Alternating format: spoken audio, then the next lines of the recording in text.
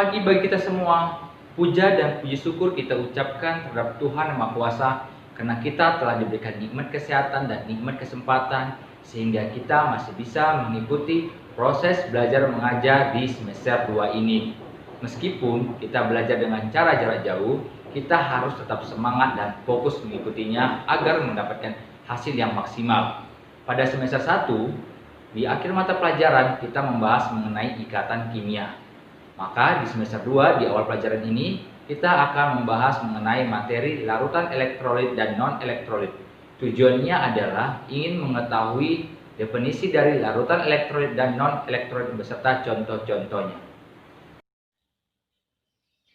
Daya hantar listrik larutan.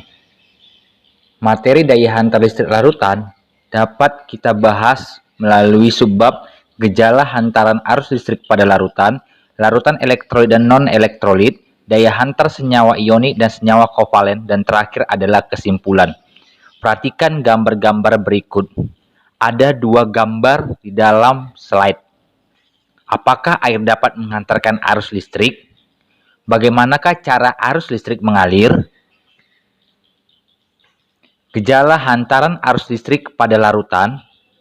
Arus listrik timbul karena adanya aliran elektron, yaitu suatu partikel bermuatan negatif.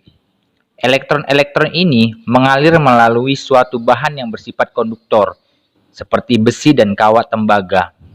Apakah larutan dapat menghantarkan arus listrik? Misal, air laut, sirup, dan cuka. Gejala yang diberikan oleh larutan yang dapat menghantarkan arus listrik adalah lampu menyala dan timbul gelembung gas. Larutan elektrolit dan larutan non-elektrolit.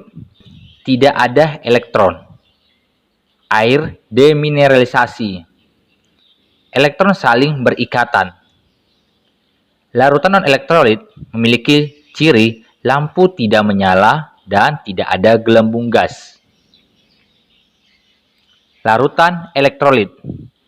Larutan elektrolit, elektron bergerak bebas. Misal, air ditambah dengan kalium bromida. Larutan elektrolit dibagi 2, yaitu elektrolit kuat dan elektrolit lemah. Ciri-ciri elektrolit kuat, lampu menyala dan ada gelembung gas. Sedangkan elektrolit lemah, lampu tidak menyala dan ada gelembung gas. Daya hantar senyawa ionik dan senyawa kovalen. Senyawa ionik cirinya pada larutan adalah kation dan anion bergerak bebas. Maka dia disebut elektrolit kuat. Sedangkan pada padatan, kation dan anion berikatan. Disebut non-elektrolit. Dan terakhir adalah lelehan. Kation dan anion dapat bergerak, maka disebut elektrolit kuat. Senyawa kovalen. Padat dan lelehan. Maka atom-atom berikatan kovalen dan tidak bermuatan disebut non-elektrolit. Kemudian senyawa kovalen pada larutan yaitu senyawa kovalen yang bersifat polar mempunyai muatan parsial positif dan negatif. Disebut elektrolit kuat. Maka kesimpulannya adalah senyawa terdiri atas ionik dan kovalen. Senyawa ionik berdasarkan daya hantarnya terdiri atas dapat menghantarkan arus listrik dan tidak dapat menghantarkan arus listrik.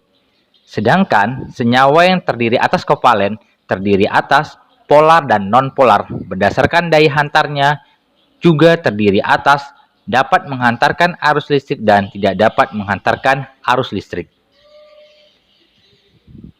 Demikianlah materi kita hari ini. Kita dapat menjawab soal ataupun kuis-kuis yang telah saya berikan pada slide.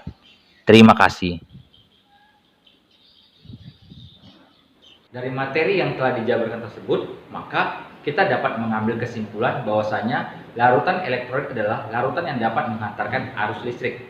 Sedangkan larutan non-elektrolit adalah larutan yang tidak dapat menghantarkan arus listrik. Untuk materi selanjutnya, kita akan membahas mengenai reaksi reduksi oksidasi. Tetap semangat dan fokus. Terima kasih.